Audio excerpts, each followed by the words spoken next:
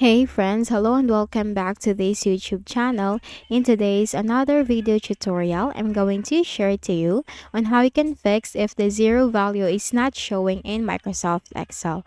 So this is another Excel tutorial and let's go quick into the process. Let me just quickly open my Microsoft Excel. So I have a data in here and I want to put the zero value in this data.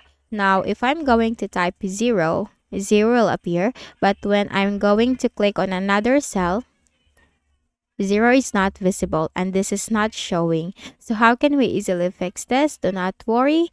You just need to look at the ribbon at the top and here you will find File. You'll find the File tab, which is the very first tab there. Click on that. In the list of options on the left pane, simply click on More and click on Options. Now the Excel options window will appear as you can see. Now simply click on the Advanced option. Then you have to scroll down and you will find this option, Display Options for this worksheet. Now you will find this option, Show a 0 in cells that have a 0 value.